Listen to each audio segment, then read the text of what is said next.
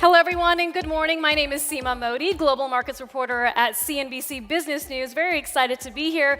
Joining me on stage is Dan Christian, Chief Digital Officer of the Travel Corporation, Matt Curtis, founder of Smart City Policy Group, Troy Flanagan, Vice President of Government Affairs and Industry Relations at the American Hotel and Lodging Association, and Martha Honey, co-founder and Executive Director of Center for Responsible Travel.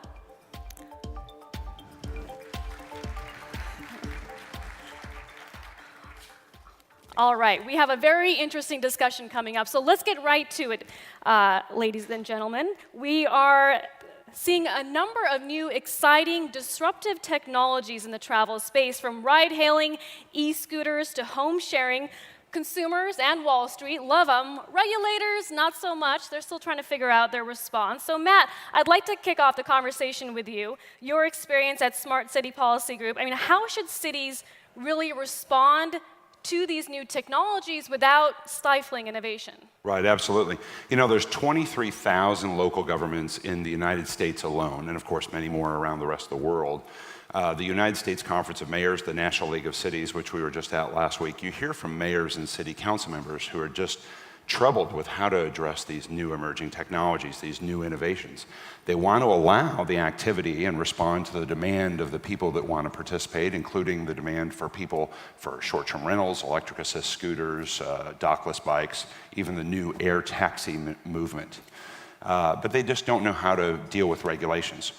Part of the challenge has been we haven't given them great data. They've heard a lot of anecdotal evidence. They've heard a lot of data that is somewhat cluttered, but not real data and not a really good conversation about how to address that demand of those travelers, but at the same time not drive the activity underground. So Airbnb is a good example. You know, you have family travelers that want to visit American urban cities, but if cities are banning or restricting so much that you know, Airbnb or other short-term rentals can't be involved in the city, can't be operating in a fair and regulated space, then what we've seen time and time again is it just drives the activity underground. Well, on that topic of Airbnb, Troy, hotel operators have been pushing back on Airbnb and other home-sharing platforms. At this moment, how would you say the lodging industry is trying to tackle this new travel ecosystem? Sure, thank you, Seema. I think what we're trying to do is make sure that it's an informed conversation, as Matt said, also a data-driven conversation. And I think increasingly we're seeing that. We're seeing cities that are taking the time to distinguish between the terminology of this debate. There's home sharing, which is the genesis of some of these newer platforms, which is allowing someone to share space within your home or an accessory dwelling like a garage apartment. And then there's more of a commercial side that looks a lot more like what our members do, which is an investor or a host who has multiple properties, none of which are their primary, secondary, or tertiary homes, and renting them out 365 days a year. And so I think if those conversations that these thousands of cities are having right now are informed, I think they can both allow an innovative new technology that meets consumer needs while also making sure that it's not disruptive in other ways to the residents of those cities and to the incumbent industries. Yeah, it's very interesting. I mean, Dan, you, Travel Corporation has a portfolio of travel companies. So how do you think policies that are being made at the city level really impact consumers? Well, it's fascinating, and obviously this is a very important discussion for us to be having because we all love travel. We're in this industry for a reason, and the future, it very much depends on the conversation we're having now, which is the future of the traveler experience and how we're going to be able to maintain that. And so, you know, moving from America to Europe, where we've seen in the last 30 years, tourism is up more than double. So moving from 250 million to nearly 600 million travelers last year. So many of the cities that we've talked about, Venice, Barcelona, where you see these headline news articles, and then mayors trying to react and figure out how they're going to counter this, is largely due to some of the factors with home sharing, for sure, obviously the cruise industry, and part of it is certainly due with a lack of consumer awareness about the need to be able to travel sustainably, responsibly, and what those really mean, which ultimately is really just about trying to make sure that we leave, we have the best interests of the destination in mind that we're traveling to, the local businesses and the people, and making sure that the experience remains intact. And so a big focus for us has actually been trying to actually change travel patterns, so the time of the year where they're actually going to certain destinations, and then making sure that people are actually traveling further afield as well. And so, obviously one thing that's very important to us, as you can imagine, having 30 brands and 3 of the world's largest tour operators, we have a Treadwright Foundation that's been around now for 10 years because we were very early to this, and we even did a study in Venice to try and address overcrowding and how do we make sure that it's sustainable for the long term. I don't know. Martha, what do you think? Do you think this concern over tourism, do cities like Barcelona, Dubrovnik, should they be complaining when at the end of the day, these tourism drive economic growth and jobs? I think I just picking up on the good things that Dan pointed out in terms of Europe, I think that what we're seeing in places like Barcelona and Venice and so on is the coming together of almost a perfect storm of tourism disruptors that have come together over the last decade. The cruise industry, the tremendous expansion of Airbnb and the home sharing, the car sharing, the whole technology, online bookings and so on, all of that has kind of converged to be driving many more people to these cities. And really, they're reaching a tipping point. And I think that the new term, overtourism, is one that my organization is doing a lot of work on. We just held a forum in Washington on it. We're doing a book about it and so on to really look at it, because I think that Europe, in a way, these iconic cities in Europe are sort of the canary in the coal mine for what's going to be happening here in the U.S. We're already seeing it in smaller ways in places like Charleston, South Carolina, some of the port cities and so on. But we're going to be seeing much more of this. And it's more than just Airbnb. It's a whole mix of different factors that are coming together, causing these problems. And I think what we're seeing in Barcelona, which has the first elected woman mayor, who also was elected for the first time ever on a controlled tourism platform, and they're really coming together as a city and also bringing in people from Europe, from other cities in Europe, to share lessons of what can be done. We're on the cusp of coming up with a number of innovations and ways to address this. It's going to be a suite of solutions. It's not sort of one, there's no technological fix or whatever. Matt, on the city level here in the U.S., where is that over-tourism the biggest concern? Well, it's certainly occurring in many cities, mid-sized cities, suburban cities, big cities, even destination cities. People are talking about over-tourism, but the voices that you tend to hear from are the cave people, the citizens against virtually everything, the NIMBYs, the not in my backyard crowd, so the NIMBYs in every community, and there's NIMBYs and cave people in every community around the world, or industries that feel that they're negatively impacted by this activity. Again, the challenge is you have to have a conversation based on real data. The great thing about tourism is it's the ultimate green industry. People fly in, they leave their money in the community, and then they leave. Mayors don't have to build hospitals, roads, sidewalks for all those tourists and travelers that are coming to town, schools, that sort of thing. So it's this green industry. It leaves so much money in the community where the money is spent. It's great for a community. But now with the coalition of the NIMBYs, the cave people, the different industries that feel impacted by these activities, they might talk about, you've got to get rid of all of it. I think short-term rentals is a good example. So one of the things Troy had mentioned is, people who have a primary home, so their personal property, versus a secondary home. The secondary home is the traditional model, the vacation rental model that's been around since the dawn of time. And the people who might have a dozen or 2 dozen listings that they're responsible for are professional property managers. Again, a role, a profession that's been around for a long, long time. But what we're doing in many cities is wiping out that industry that was professionalized. These are people who had products like Noise Aware, the noise monitoring system, or Breezeway, the inspection and the quality of the property tracking system in place. And then we're allowing that primary, more kind of casual rental for travelers.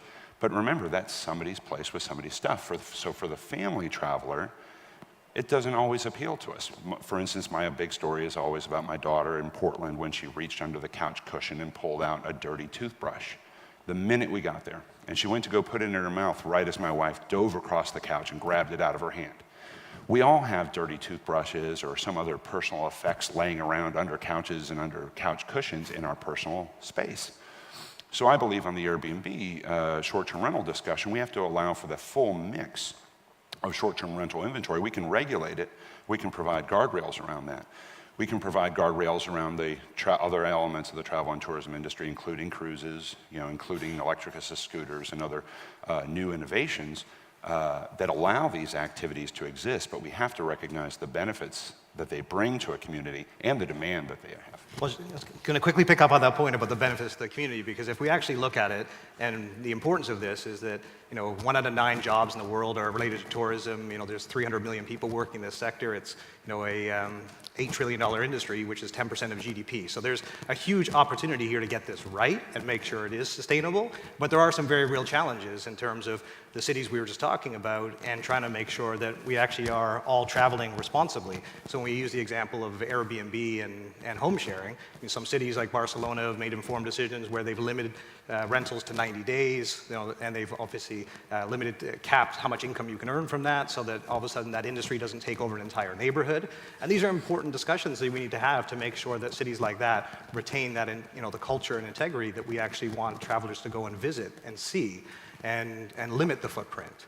And so I think it's a really important conversation for us to have to figure out what can we do collectively, because it really is a collaboration. Many of these industries are unregulated, and it's unfortunately then falling to the local mayors, who are understandably responding to the local populace. And I'll give you a perfect example of what just occurred just in the last couple of days, is that Rome is, as of January 1st, is looking to ban buses or coaches in certain areas of the city center and limit and putting these new restrictions in place, and to ease congestion and emissions. And part of the challenge with that is that because they're so visible and they're therefore and presumed to be responsible for emissions or traffic congestion, when in fact the opposite is true. Like, these coaches are 60% more emission efficient than a car, which is going to lead people back, 40% more than rail. And so what is immediately visible is not necessarily actually the reality and not necessarily the solution. So I think in certain instances you've seen mayors that have made great decisions. In other areas we can certainly improve on some of the decisions that are being made. But I think it does take us as a travel community working together to help actually solve those problems rather than just leaving it to the local I just think municipality. a lot of it is about mayors being educated on these issues, or council members. So who's doing that education? Who's responsible? Well, that's for the that? challenge. They hear so much racket from those constituents that are active down at City Hall, the NIMBYs, the cave people, and those active industries that have been around their local city halls for a long time. So it's hard to learn about these new changes in how people are traveling and these new innovations. But I think for things like the coach industry, could some of those issues that people are concerned about just be addressed with maybe some new requirements on where they're parking, unloading, offloading, and then everyone can be happy. On short-term rentals, if the concern is with the lower dense single-family neighborhoods like in a Portland or a Nashville or an Austin, well, what about the commercial zone districts, the multifamily, the mixed use, the PUDs, the TODs, those kind of areas where maybe people are more comfortable with the concept of having a traditional short-term rental? I want to get the hotel response to this. How is the hotel industry trying to tackle this issue? Because I was on the earnings call for Marriott and Hilton, and while we are seeing a rise in interest rates, we're still expected to see a lot of new supply hit the market in 2019. Yeah, I think, as I said earlier, our goal is to make sure that this is an informed debate. As someone who sat through many of these city council hearings, including DC a couple of days ago and here in Los Angeles yesterday, there are certainly a lot of folks who I think rightly have concerns about the impacts, whether pro or con. There's certainly a lot of hosts who show up at these hearings. The consistent absence at all of these public debates are the people who own 5, 10, 15 units. That's not part of the debate. And so we take it upon ourselves to make sure that is factored in so that the growth of the unregulated segment of the hotel industry is addressed, and not the stifling out of a truly innovative technology that consumers are demanding. Does this just mean that the consumer at the end of the day will be paying more? I just checked out of my hotel down the street, and you have the LA tourism fee and the California tourism fee. It's annoying, and that doesn't seem to be going away. If anything, it goes higher. What do you think? Sure. I think probably we are going to see higher taxes on some hotels, on hotel rooms, and also on the taxing of Airbnbs and so on. And that this is, it is unfortunate, but there have to be some limits on the number of people coming to some of these iconic cities, or we're going to end up ruining them. And I think there are a number of other tools that can be used. Barcelona, for instance, has just started ticketing charging tickets and setting limits on the number of people who can go to cathedrals and museums and some of the other really popular destinations. This actually improves the visitor experience for those who get in. It means people have to plan ahead, but their vacations and so on, and book ahead. But in the long run, it will mean that not only will the city have more quality of life, but also the tourists will have a better experience. So I think, yes, part of it will probably be some higher fees, but also it will be a dispersal, sending people to other destinations that are somewhat comparable. It will be some limited limits on the number of people who can go into certain attractions at a time and so on. Things are going to change, and we're in this process of sort of experimentation with what works and what may not work. Dan, a number of online travel operators in the room. Is there a role that OTAs play in this conversation in directing the consumer or the traveler to perhaps cities that are less populated? That, of course, will require more real-time aggregation of data, but is that a... Yeah, definitely. No, it's an excellent question, and it's a very pertinent one for all of us to be looking at traveler patterns and the seasonality that we've typically looked at. I mean, most people will travel with some sort of guide that would give them, weather and precipitation would be two primary factors in terms of where they're going to go at a certain time of the year. And really now it's all about actually trying to find the opportune time to visit a destination. When's the best time to go visit Iceland? And experience some of these cities in off seasons and shoulder seasons. So there's certainly a huge opportunity. All the OTAs are building awareness for these destinations and doing such a successful job promoting these destinations. It's really incumbent on all of them to recognize that and find a way to be able to market these destinations accordingly. I think one of the things that's important in the discussion here too, I mean, we're talking about over-tourism, but really it's overcrowding. And it's overcrowding that's highlighted in certain cities. And overcrowding is related to infrastructure, which does require investment. But the reality is there's far more destinations, cities and countries that are crying out for tourism than are complaining they're getting too much. Who's complaining or who wants more? Well, so I get Sri Lanka, Colombia, Egypt. I mean, and there's so many incredible countries to explore that it's just, it's the ideal time right now to go see the pyramids. I'm going in February and I couldn't be more excited because right now, if you take a picture of the people at the pyramids, you'll be the only ones in the photo at the moment.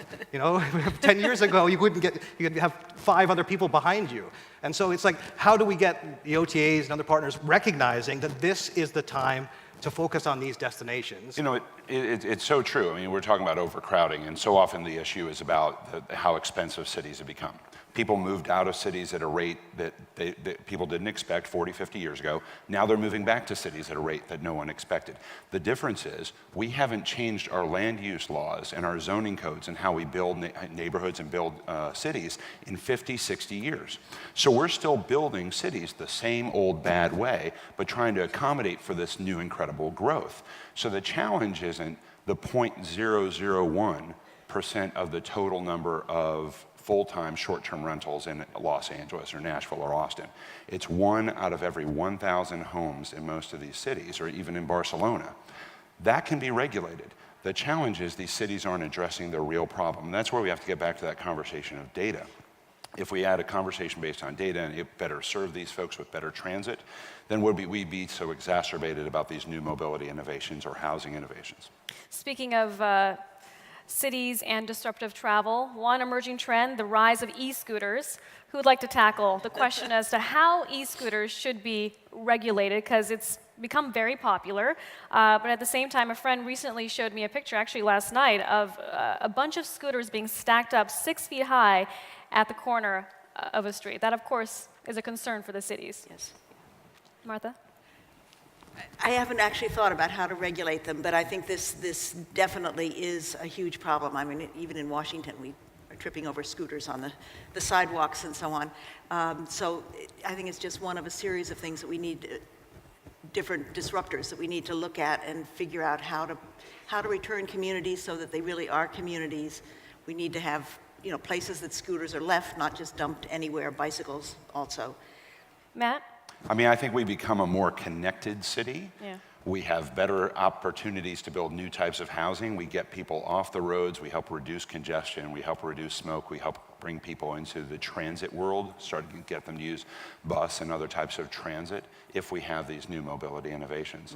The bikes were a little bit of a challenge. You know, people put a lot of the dockless bikes in cities with a little bit of reckless abandon, and that scared many cities. But I feel like what you hear from mayors time and time again around the United States, including Mayor Rawlings of Dallas just the other day, who said people love them in their cities. They absolutely love them. They recognize they need to build some, you know, easy to follow regulatory framework around them, but they've been great for the communities as far as getting people off the roads, and people are enjoying them. There are, of course, accidents that happen, but I think there's a way to address that. You don't think there's an outright ban that goes into play at some point? And clearly the market doesn't think that. If you look at the reported valuation of Bird, $2 billion, Lime at $1.1 billion.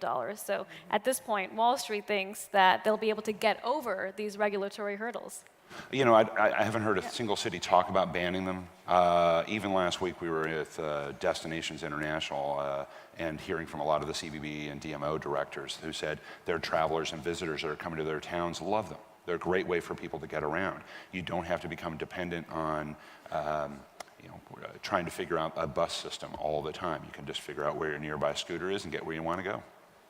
I was just going to say, obviously not a vested interest in that particular sub-debate of disruptors for the hotel industry. You know, if someone wants to arrive by scooter, that's fine. We'll valet park it for them. But I think there are some similarities in how this next wave, you know, whether it was ride sharing, home sharing, scooters, that cities, again, are not well equipped to be innovative themselves, with a few exceptions. And I think it's incumbent upon us and the industries that are developing these new innovative ideas, whether it's transportation or home sharing, to make sure that they are doing the due diligence to educate those regulators and those elected officials. You know, Mayor Tate in Anaheim is really excited about air taxis. So imagine that. If you're a destination city or a city that's kind of close but not too close to a major airport, now in 3, 4, 5 years when air taxis come, people will be able to land quickly at a nearby airport, go check into their, you know, affordable air taxi and fly in this new Jetson-like helicopter thing that'll bring you an hour away or so and get you where you want to go very quickly. It's fascinating that we're even talking about this, but honestly, when people told me scooters were the next big thing, I didn't believe them. So I think in 4 or 5 years, we'll see air taxis flying around American cities. No, but you bring up a great point. It's all about that seamless experience that the travel, at the end of the day, is really trying to incorporate into their life. Definitely. I had the privilege of attending the WTTC Seamless Traveler Journey last week in Seattle. Rob Torres from Google here hosted us.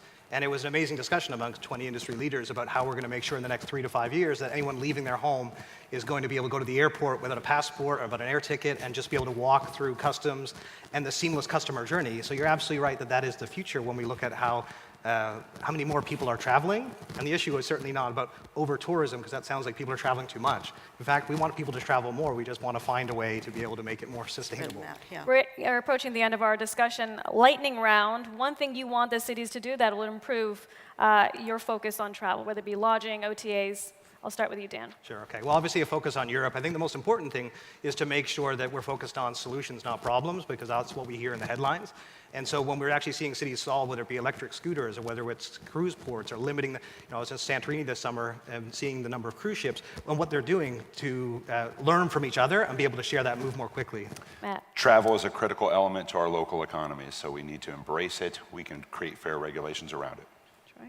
Yeah, I would agree. I think just making sure that it's an informed debate and that the overall positive benefits of travel should be recognized, and I think that most cities do that. Martha. You know, I think the goal should be to recreate, to get back to livable cities. And then how do we insert tourism as an economic activity within those livable cities without degrading the quality of life in the city? And I think that's the goal that we're trying to get to. And there's, as Dan was saying, a variety of ways that we can do it, dispersing the tourists, technological innovations, government regulation. There's a suite of activities we need to do, but the centerpiece needs to be that residents need to feel that they're in control of their cities and they can continue to live there. Today in Barcelona and Venice, the populations are going down. People are leaving the cities. We want to reverse that. great discussion, and we appreciate everyone joining us today. Dan, Matt, Troy, and Martha, thank you. Thanks very much. Thanks. Guys.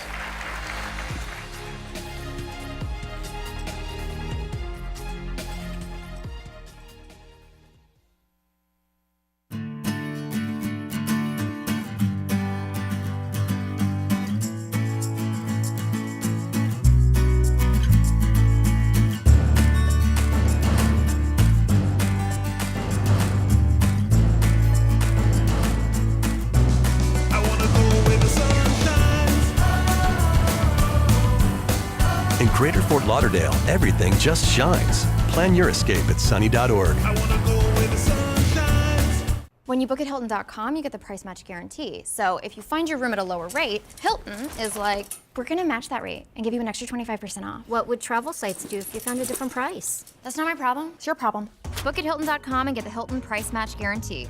When I book at Hilton.com, I get to select my room from the floor plan, free Wi-Fi, and the price match guarantee. So with Hilton, there is no catch. Yeah, the only catch is I'm never leaving. No, I'm serious, I live here now. Book at Hilton.com and get the Hilton price match guarantee.